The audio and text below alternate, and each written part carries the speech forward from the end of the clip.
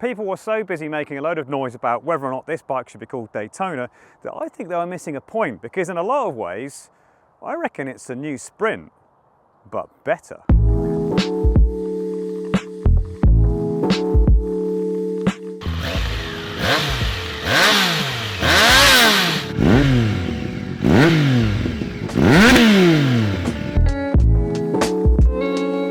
So yeah, I'm here with this Daytona 660 and my for now because I'm selling it, Sprint 955i. Now there's no modern equivalent to the Sprint. This was succeeded by the 1050 and then they got rid of that and that was that, because no one really bought sports tourers anymore. But I think they've kind of made a bit of a low-key resurgence in a way through bikes like this, through bikes like the Suzuki GSX 8R that are sports bikes, but they're way more comfortable than super sports bikes. But they're comfortable enough and they've got enough torque that you could do long distances on them just like you could on these sports tourers, except they're lighter, they're more fun, and they're a lot cheaper than bikes like this were back in the day. So that's why I've got this and I've got that. I'm going to ride them back to back. It also kind of works as a bit of a progress report to see where Triumph has done in the last few years. But first of all, we should talk some numbers, and I've forgotten all of them. What I do remember though is weight. So wet weight of this, so that's with fluids, with fuel, 201 kilos, 239. So big old weight difference. I mean, just looking at them here, this looks like a more substantial bike, but you know, to what end? Let's talk numbers. So yeah, inline 3 in both, 660cc in this, 955 in that, as you know, because that's what the bikes are called.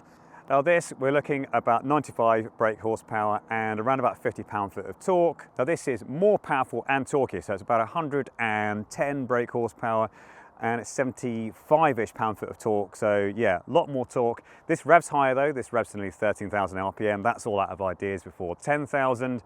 And yeah, as mentioned, a lot heavier than this. In terms of riding position, I think what we'll do is I'm going to awkwardly shuffle around and give you a bit of a comparison. What I should say is this is on risers, so that's going to, yeah, they're pretty chunky actually. They are like that much, so I think they're kind of about 1.5 inches, so that's going to raise the handlebars higher. I think without them, the riding position would be quite similar, so you're going to have to just imagine. So let me just do some awkward shuffling around. Right, so here I am on the Sprint. As you can see, the legs, yeah, pretty decent amount of leg room.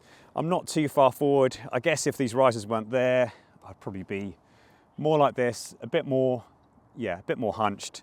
Yeah, because you see the risers there. They do make a fair bit of difference, so remember that.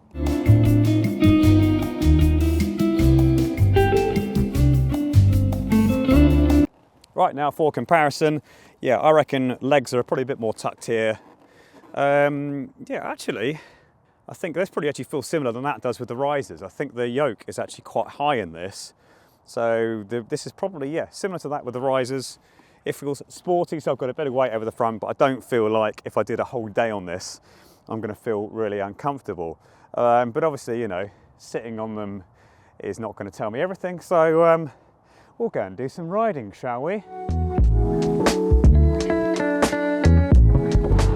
Right, due to some weird GoPro issues I've had to stop and sort out, I'm starting this on a dual carriageway slipway, but actually this presents us with a quite nice opportunity to merge onto the A47 with a bit of gusto. Okay, here we go. Oh, nice, all right.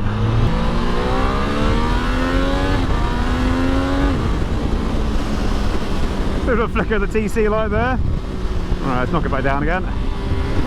We are still recording, I believe.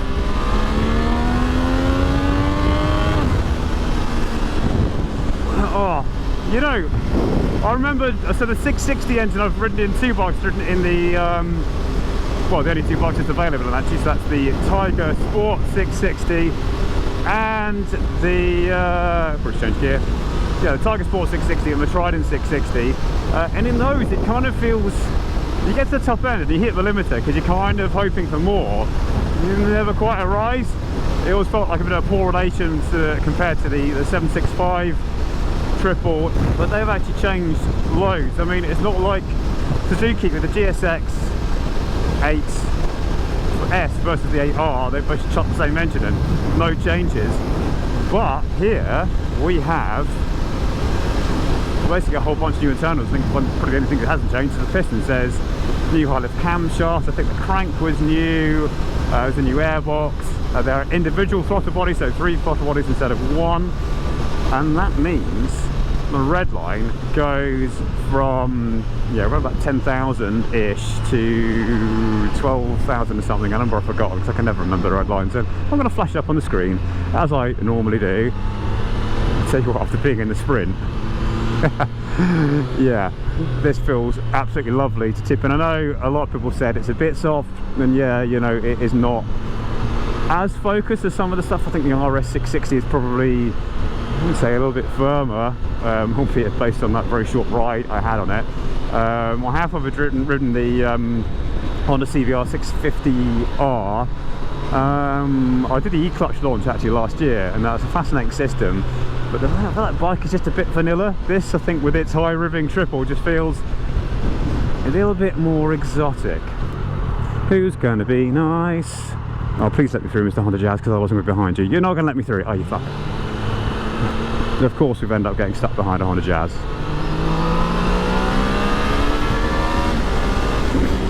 Yeah, obviously it doesn't have that whole kind of sledgehammer of low-end torque that you get in the Sprint, but still pretty torquey down low. So slow it back down, oh, up it into first. We are in sport mode because, you know, there's no point in thinking anything else. It's a nice dry day.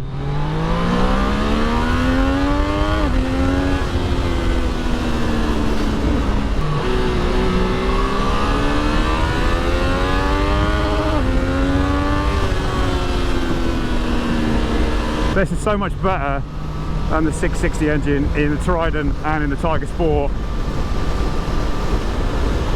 You finally got that top end rush that the other two were missing a little bit. Yeah, still plenty tractable. I hate that word, but yeah, comfort levels I would say similar to the Sprint. I felt like my legs are maybe a tiny bit more tucked. Obviously the Sprint I've got is on risers, but I still don't feel unduly leant forward. But at the same time, yeah, it does feel a bit sporty. I don't just feel like I'm on like a, you know, Toyota 660 or whatever, where you've got a flat bar. There's enough of a forward lean to feel like you've got a bit of weight over the front. Overriding impression is just how much lighter this feels, and it's kind of stating the obvious, but yeah, it just feels like it actually wants to turn, and I don't have to put loads of pressure on the bar just to get a bit of movement happening. Yeah, a bit soft. I mean, these did come in from a little bit of criticism on the launch of being a bit too soft. It's one of those, and then that caused like a bit of a debate with people saying, well, is it being judged too harshly, you know, for the sort of people who are going to ride this and the way they're going to ride, which, you know, it's going to be a road bike. You're probably not going to take one of these on track. I know there's a one make racing series for them. It doesn't feel like the obvious bike for that job. It's for, I think, a bit of touring, because I think it can do it. I think it's comfortable enough, but at the other end, when you get to, you know, Stelvio Pass or whatever, you're going to absolutely love it. And all for £8,600. I mean, that's pretty much, it's like within a few quid of the CBR 650R. But I think this is so much more interesting than the CBR 650R. The looks are growing on me, actually. I don't think that the colours that they used, like in the original press pack and the bikes that took on the launch, it was that kind of sort of grey, blacky, dark, monotone miseryness, and the dark red. I don't think either of them really did any favours. So let's just knock it down to first again.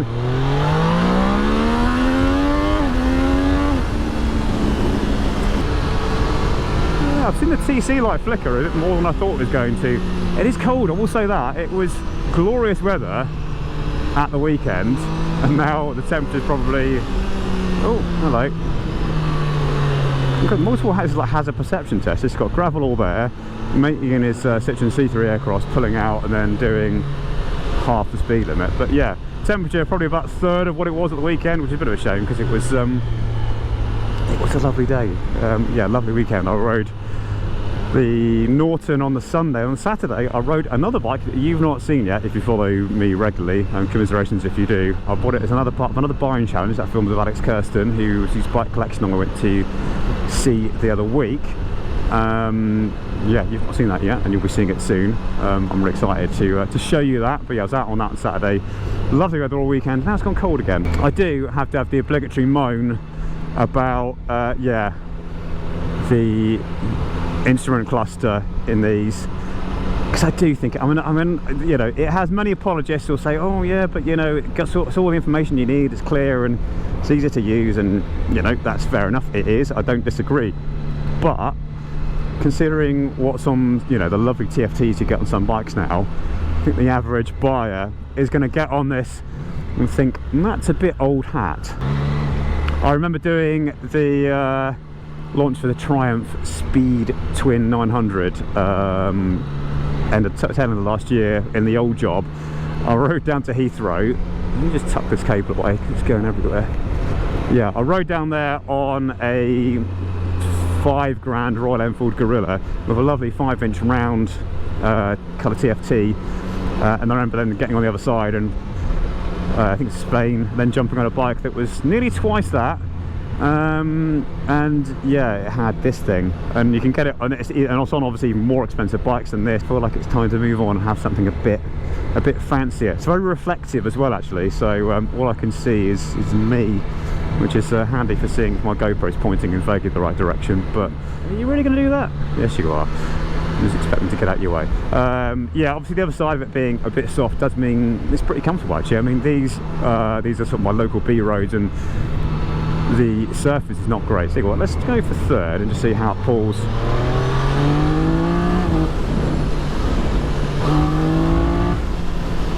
What a lovely little bark in the mid-range. Yeah, TC Light flickering away again. It's a pretty decent system, actually. I've not felt like it's absolutely robbing loads of power from me. I've chosen really crap roads to do this because it's all very stop-starty, so apologies for that. The other side of it being a bit soft is, yeah, comfortable. These are not very well surfaced roads. I don't feel like I'm being absolutely bounced around, but at the same time, I don't think it's too soft. I think this would be just as comfortable on a big long tour, but when you get to the other end, and also when you just want to take it out of the weekend, you're going to be so much happier for having something like that rather than, you know, so maybe, yeah, maybe this is the future of sports tourers. I know, you know, that's not a fashionable thing to say, but it's a sports bike that's also a sports tourer. Does that make sense? Suspension wise, show a separate function, big piston fork, similar to what you get on the GSX AR. Obviously setup differences between different manufacturers is going to differ. Non-adjustable on the front, preload adjustable on the rear, and that's your lot really. Not a particularly complicated bike, this. I think the star of the show is the engine. I have to say, actually, this sort of pearlescent white train, this pearlescent white is absolutely gorgeous. Yeah, I don't think it's obviously not as pretty as the pre-facelift 675. One thing I would say, actually, this does include a quick shifter. They are not as standard, but I think at the moment, I'm going to have to sort of check myself afterwards, but I think at the moment there is an offer on, so you do get one for free, which really I think it should have been standard. I don't think yeah, I don't think this is a bike you want without a quick shifter, frankly. I think it needs one. The interesting thing is, I think, I remember rightly, all the bikes on the launch, I didn't do the launch, that was my colleague Toad at the time who did that. Yeah, I don't think any of the bikes on the launch had quick shifters, and I think a lot of people said, like, well, kind of wants one really. A lot of the early press bikes that went out didn't have quick shifters. This does have one. So far, seems pretty good, actually. I've not got any false neutrals or anything like that. It's always done what I want it to. Yeah, nice and smooth. Good gearbox on the whole, really. And the name, I don't care, honestly. I mean, Sprint's not a very, you know, very sexy name, is it? I think Daytona just sounds better, doesn't it? So, you know, the word, but it's kind of, I think it's a blending of both bikes. Yeah, that's probably sufficient rambling now. We will switch to the Sprint. I'll do that little transition thing that YouTubers like to do, like this. Right, there you go. How about that for some editing magic? Now aboard the Sprint. It starts to rain, typically. And yeah, first thing you notice when climbing aboard this is just how much of it there is around you. It's all just, yeah, massive chunky fairings. And then, of course, what you notice after that is how slidey the seat is. I think really, if I was keeping this long term, you definitely want a new or reupholstered seat. Yeah, there's just very little grip on it. You just find yourself Even at low speeds, just sliding around everywhere. And of course, I know I've gone on about it before, this bike, but the weight, just the sheer chunk of this heft of this thing. It's, you know, not just when you're cornering, when you've got to put a lot of pressure in the bars for much to happen. It's shuffling it around. It's even lifting off of its side stand feels like a bit of an effort, but you know, even more so than, there we go. But you get on a national speed limit road, you go through a few gears, you feel that big dollop of torque in the mid-range. You do forgive this bike for so much.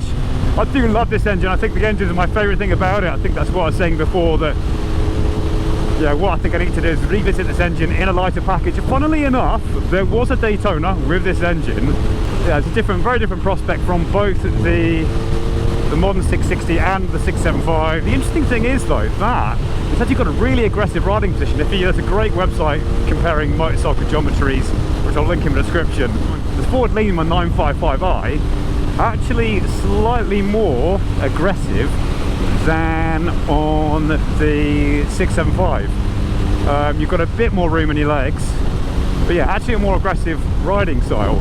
All this ties together, I think, to suggest that the 660 is in a lot of ways, yeah, it carries on, I guess, the spirit of both that bike and this bike. And I do think the 675 still, it's a different kind of bike, but you know, it gives you a flavour of that, but in a more accessible, more comfortable package.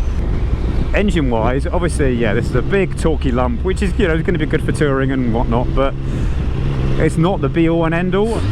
Let's go down to first.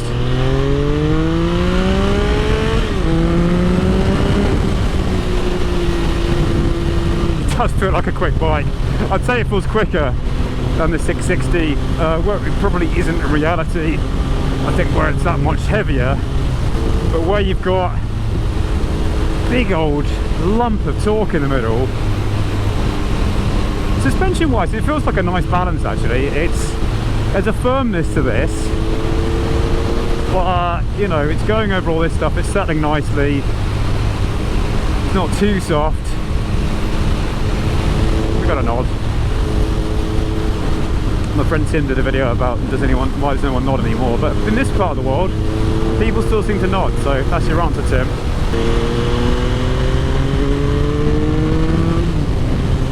I think the thing to say is they are both very comfortable bikes. I don't think you will be, you know, tired after a long day riding either of them. The difference is obviously you get to your destination at 660, it's going to be damn sight easier to put it where you want, whereas this you're going to be wrestling around with it, especially if you're a little weakling like me. Brakes, yeah, all of a sudden a combination of the weight and the fact that, you know, these are an older designer brake, obviously. Yeah, there's quite a bit of nothing happening in the leather. Obviously 660, yeah, they're not the most sophisticated, fanciest of brakes either, but yeah, they work pretty well. You know, I think it's a toss-up between the new Target Sport 800 and the Daytona 660, effectively being the new Sprint, albeit unofficially. That weather, yeah, those clouds look quite threatening. It's chucking down over there. I'm wearing jeans, that was probably a bad idea, and I'm wearing like casual riding shoes, which probably aren't going to have a lot of weather protection, so I'm hoping to get back before the heavens open, or I'm going to get quite wet. Oh, rain! It was so nice at the weekend. Where's all this come from? Ugh. Let's come back to me, sat down, hopefully after the rain has stopped, with both bikes, wrapping things up and trying to make some sort of something vaguely akin to a conclusion. So yeah, a quite revealing ride on these two bikes.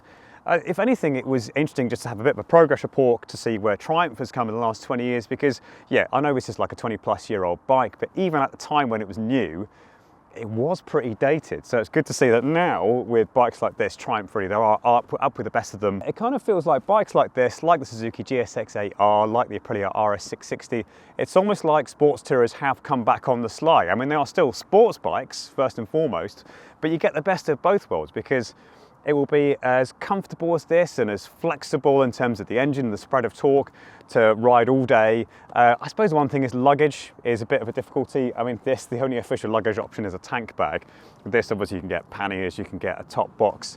Yeah, that a bit limiting. I think there are some third-party saddlebags, but luggage, I guess, is where this isn't going to be as good as a sports tourer. But in every other way, you can spend all day on this thing. You're going to love it the other end. And yeah, if you want to take it out of the weekend and have a little blast, it's great. Whereas this, yeah, great for long distance stuff, less good at the twisty things. Obviously, in terms of noise, I mean, it's no contest. It's not a fair comparison because this does not have to comply with Euro 5 and it's got a very loud can on it.